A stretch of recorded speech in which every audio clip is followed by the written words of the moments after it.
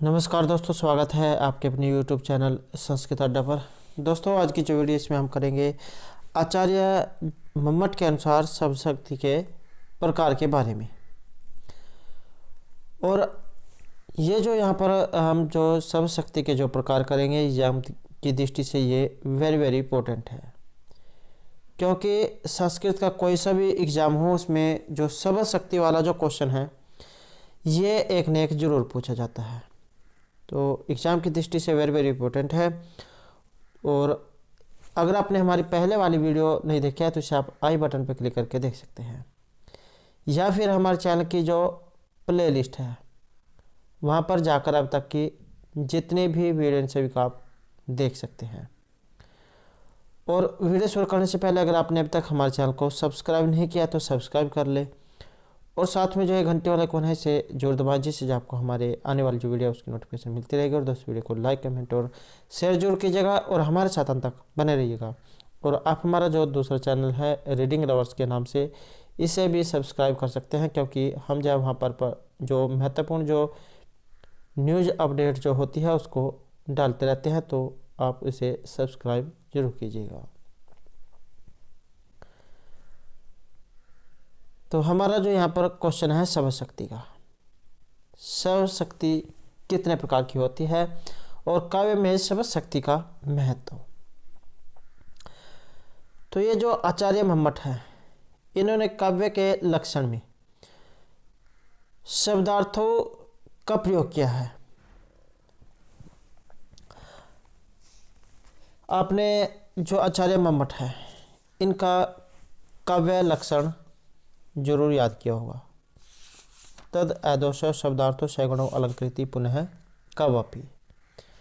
तो इस प्रकार से जो यहाँ पर आचार्य मम्मट है इनका काव्य लक्षण है तद ऐदोष शब्दार्थो। तो यहाँ पर जो ये शब्दार्थो शब्द आया है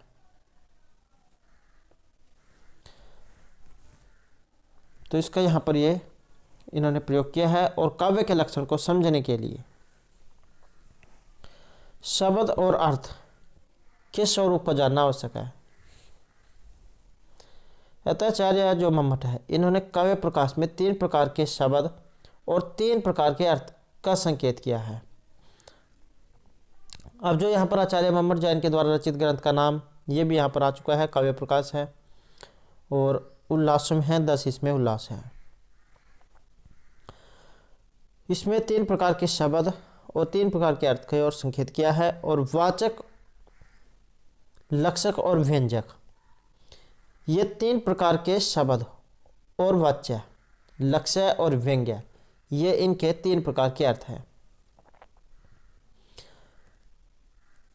तो ये आपने याद रखना है, वाचक, लक्षक और व्यंजक ये 3 प्रकार के शब्द हैं और इनके आगे अर्थ हो जाते हैं वाच्य, लक्ष्य और व्यंग्य। तो ये भी क्वेश्चन पहले एग्जाम में इस तरीके से आ चुका है, जैसे वाचक, लक्षक, व्यंजक इनके आगे अर्थ क्या बनते हैं, तो वाच्य, लक्ष्य और व्यंग्य। और इन 3 प्रकार के शब्दों से 3 प्रकार के अर्थों के ज्ञान के लिए अभिधा, लक्षणा और व्यंजना ये 3 प्रकार की शब्द शक्तियाँ मानी गई हैं।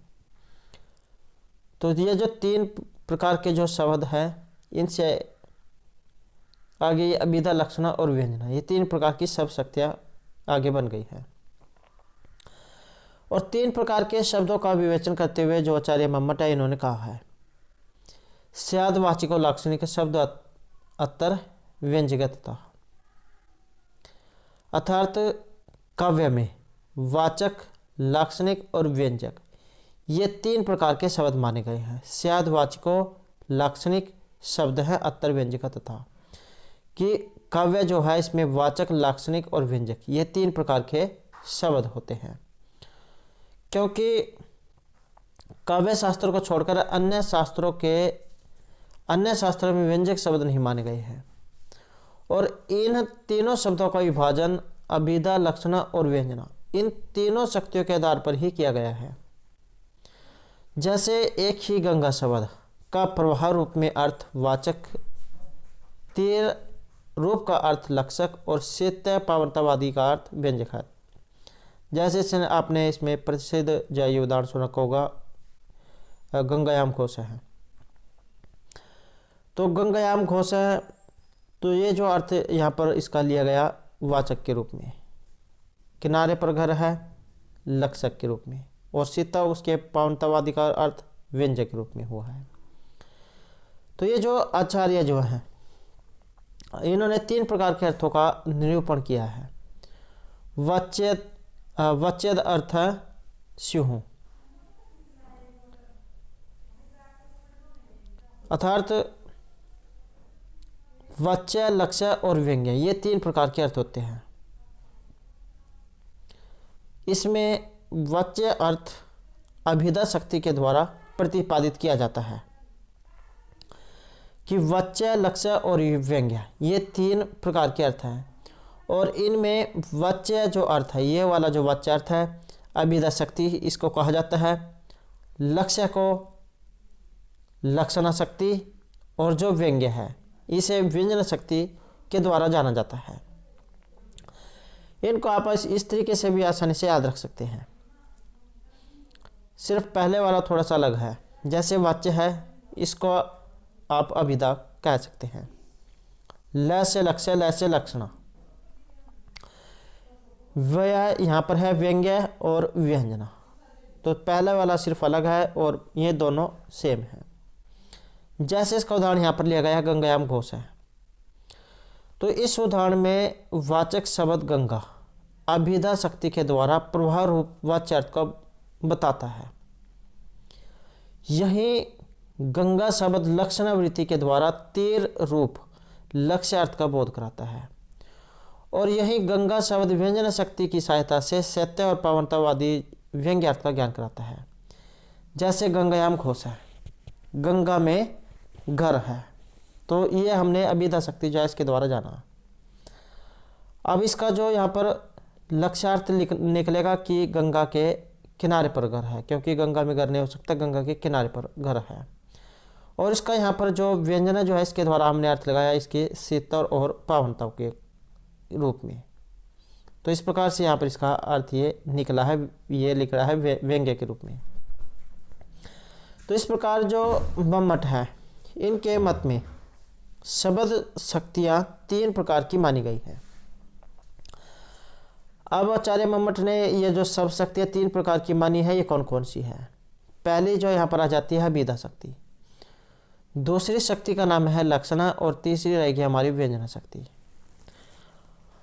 महाव्याकरण नागेश जो भट्ट है इन्होंने भी 3 प्रकार की वृत्तियां मानी हैं। सा च वृत्ति त्रिधा शक्ति लक्षणा व्यंजना च, तो इन्होंने भी शक्ति लक्षणा व्यंजना वृत्ति त्रिधा ये 3 प्रकार की मानी है। शक्ति लक्षणा व्यंजना अर्थात शब्द की वृत्तियां ये 3 प्रकार की हैं। शक्ति, अभिधा, लक्षणा और व्यंजना। शक्ति, लक्षणा और व्यंजना, और इन्हें वृत्ति, शक्ति और व्यापार इन नामों से भी संबोधित किया जाता है। तो जैसे अभिधा, लक्षणा और व्यंजना है, इनको आप वृत्ति, शक्ति और व्यापार इन नाम से भी संबोधित कर सकते हैं। अब जो यहाँ पर अभिधा शक्ति के बारे में है कि अभिधा जो यहाँ पर शक्ति है क्या होती है। अभिधा वृत्ति का स्वरूप स्पष्ट करते हुए आचार्य जो मम्मट है इन्होंने लिखा है, ये लक्षण एग्जाम में आता है, सह मुख्य अर्थात तत्तर मुख्य व्यापार से विधीयते।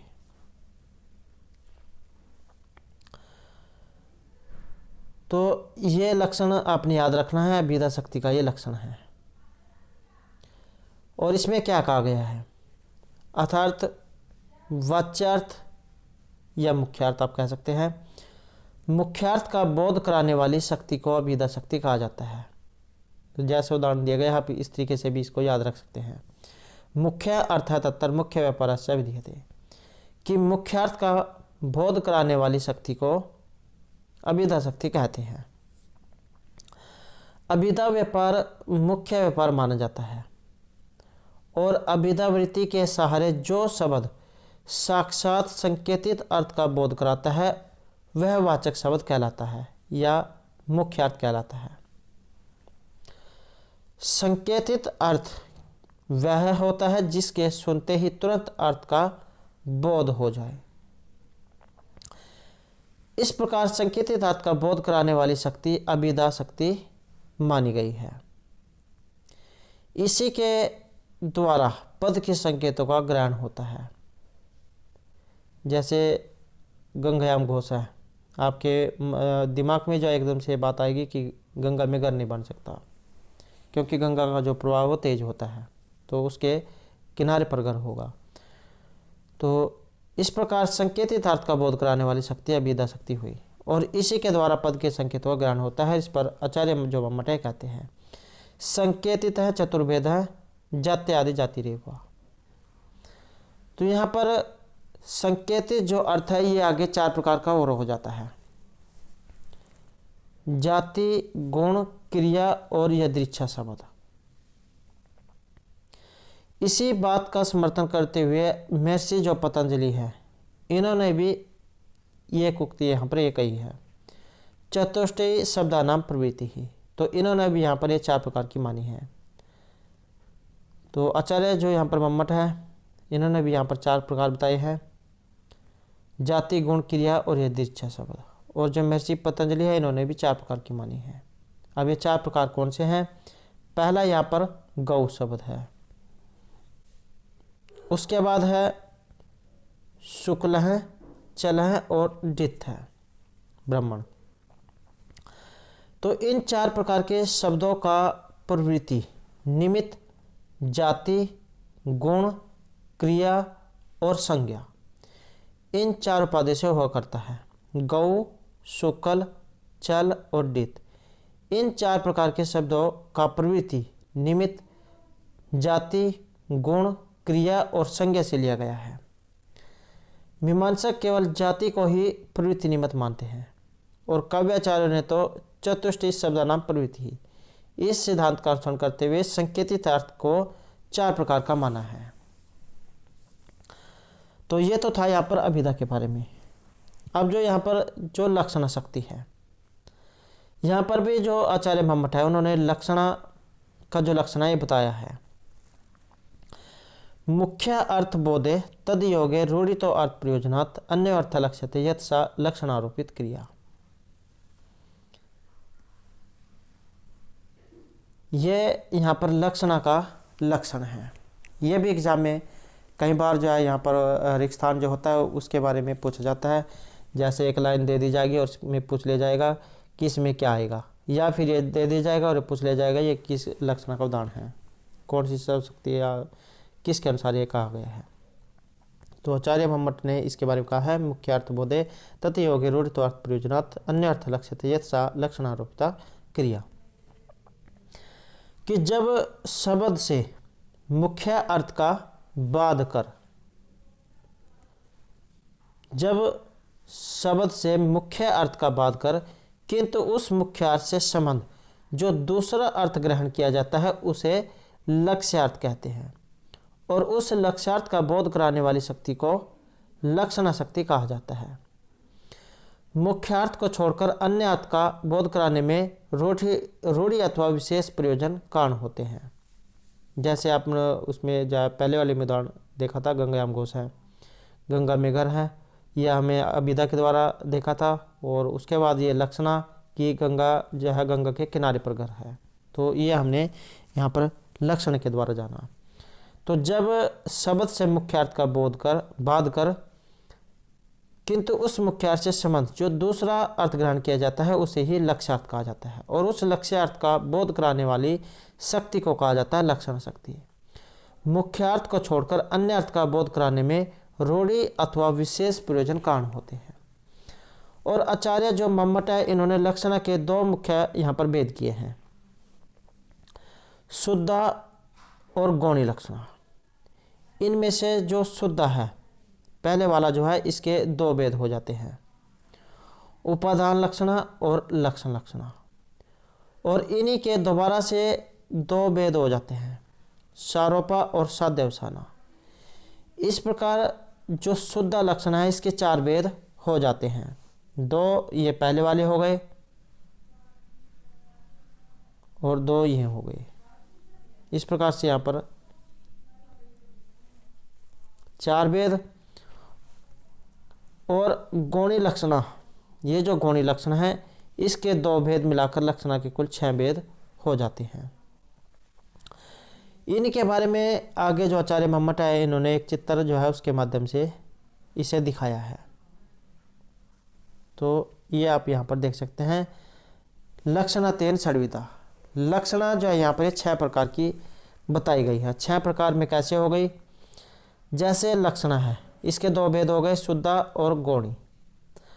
अब जो ये जो शुद्ध जो लक्षण है इसके आगे भेद हो जाते हैं उपदान लक्षणा, ये लक्षण लक्षणा, सारोपा, साध्यवसाना। और उपदान लक्षण का उदाहरण है कुंतः प्रविशन्ति। लक्षण लक्षण का उदाहरण है गंगायाम घोष है। सारोपा का उदाहरण है आयुर्घृतम और साध्यवसाना का जो उदाहरण है ये है आयुर्वेदम। ये भी उदाहरण एग्जाम में पूछे जा चुके हैं पहले कि उपादान लक्षण का उदाहरण कौन सा है, लक्षण लक्षण कौन सा है, स्वरूप कौन सा है, ये साध्यवसाना का कौन सा है। तो नेट जो होता है यूजीसी नेट इनके इसमें ज़्यादातर इस प्रकार के क्वेश्चन ये पूछे जाते हैं। तो यहाँ पर इसका दूसरा जो प्रकार था गौणी, दूसरा जो वेद था गौणी था। इसके भी आगे 2 ये हो जाते हैं, सारोपा और साध्यवसाना। सारोपा का लक्षण है गौरवाहिका है और साध्यवसाना का गौरेयम। तो इस प्रकार से यहाँ पर टोटल जो इनके 6 प्रकार जो हो जाते हैं। तो ये चित्र के माध्यम से यहाँ पर दिखाया गया है। अब जब यहाँ पर जो इसका तीसरा जो प्रकार है व्यंजना शक्ति, इसके बारे में देखेंगे। लक्षणा शक्ति के 3 कारण यहाँ पर बताए गए हैं। मुख्यार्थवाद, मुख्यार्थ से संबंधित अर्थ की प्रतीति, रूढ़ि और प्रयोजन में से किसी एक की उपस्थिति। परंतु जहाँ पर अभिधा अधिवृत्तियों की शक्ति के क्षण अर्थात अपने कार्य करने के पश्चात शांत हो जाने पर किसी ऐसे अर्थ का बोध कराए जो कि वाच्य, लक्ष्य आदि रूप अर्थों से सर्वथा विलक्षण हो, तो उसे व्यंजना शक्ति कहा जाता है। तो व्यंजना शक्ति किसे कहा जाएगा,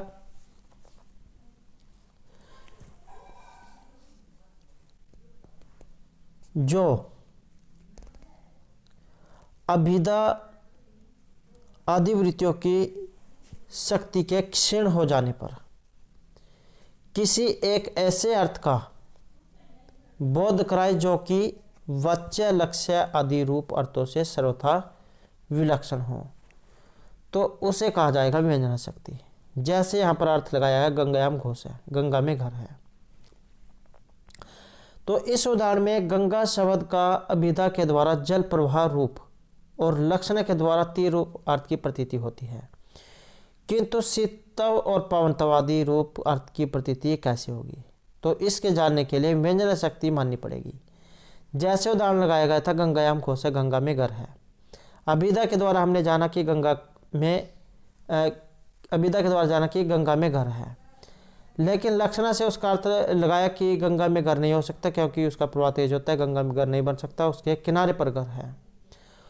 और जो व्यंजना जो है उसके द्वारा हमने इसके शीतव और पावनताओं के बारे में जाना, तो यही है व्यंजना शक्ति। क्योंकि शीतव और पावनताव रूप जो विशिष्ट अर्थ है वही व्यंग्यार्थ है, और इसी व्यंग्यार्थ की प्रतीति अभिधा लक्षण आदि के द्वारा नहीं हो सकती, क्योंकि अभिधा से संकेतित अर्थ नहीं होता। रूढ़ि या प्रयोजन रूप किसी हेतु के न होने के कारण लक्षणा का भी यही विषय यहाँ पर नहीं है। तात्पर्य शक्ति का भी वह विषय नहीं है, क्योंकि तात्पर्य शक्ति अन्वित अर्थ का बोध कराती है। व्यंग्यार्थ तो लोक उत्तर कमनीय अर्थ होता है, अन्वित अर्थ नहीं। अतः व्यंग्यार्थ बोध के लिए व्यंजना शक्ति का ही यहाँ पर समर्थन किया गया है। आगे जो व्यंजना जो है इसके भी आगे 2 भेद हो जाते हैं। शाब्दिक व्यंजना और अर्थी व्यंजना। इसका यहाँ पर यह तात्पर्य नहीं है कि शाब्दिक व्यंजना में शब्द और अर्थी व्यंजन में अर्थ व्यंजक हुआ करते हैं, बल्कि दोनों एक दूसरे के सहायक होते हैं। शाब्दिक व्यंजन में व्यंजक शब्द और अर्थी व्यंजन में व्यंजक अर्थ की प्रधानता अवश्य रहती है। अब जो शाब्दिक व्यंजन है, इसके भी आगे दो उपभेद और माने गए हैं, अभिधामूला और लक्षणमूला। तो ये भी आपने याद रखना है, शाब्दिक व्यंजन के दो भेद माने गए हैं, अभिधामूला और लक्षणमूला। इसके अतिरिक्त आलोचक तात्पर्यवृत्ति नामक शक्ति को अलग मानते हैं। आलोचकों की दृष्टि से तात्पर्य आख्यावृत्ति इसलिए माननी आवश्यक है कि अभिधा शक्ति तो पृथक पृथक पदों पर अलग अलग अर्थ बोध कराने में क्षीण हो जाती है। व्यंग्य अर्थ पृथक पृथक पदों का अर्थ नहीं होता, बल्कि अन्वित अर्थ होता है। इस वाक्यार्थ रूप अन्वित अर्थ की प्रतीति के लिए न कोई शक्ति माननी पड़ेगी, और यह तात्पर्यवृत्ति है और इसके द्वारा प्रतिपादार्थ तात्पर्य कहलाता है। तो मेन जो है ये यहाँ पर था, यहाँ तक जो है ये मेन क्वेश्चन है, यहाँ तक आपने जरूर याद ये रखना है। आगे इसमें जो काव्य शास्त्री है, उन्होंने अभिधा लक्षण व्यंजन की उपाधि एवं धर्म माना है। किसी शब्द को वाचक, किसी को लक्षण और किसी को व्यंजक कहना ठीक नहीं है, क्योंकि कोई भी शब्द अभिधा लक्षण व्यंजन में फर्क के कारण वाचक, लक्षक और व्यंजक हो जाता है। आचार्य आनंदवर्धन ने शब्दार्थ के वाच्य वाचक भाव संबंध को शब्द का स्वाभाविक धर्म और व्यंजक संबंध को शब्द का नैमित्तिक धर्म कहा है। आचार्य मम्मट का कहना है कि अभिधा लक्षण व्यंजना इन तीन उपाधियों के कारण शब्द वाचक, लक्षक और व्यंग्य हो जाया करते हैं। स्याद वाचक लाक्षणिका शब्दार्थ व्यंजकात्री था। तो दोस्तों ये थे हमारे का यहाँ पर शब्द शक्ति के प्रकार, जो आचार्य मम्मट के अनुसार यहाँ पर ये बताए गए हैं, और एग्ज़ाम की दृष्टि से महत्वपूर्ण है, क्योंकि एग्ज़ाम में इसके जो तीनों जो लक्षण जो हैं ये जरूर आते हैं। और दोस्तों अगर आपने अब तक हमारे चैनल को सब्सक्राइब नहीं किया तो सब्सक्राइब कर ले, और हमारे साथ अंत बनाने के लिए धन्यवाद।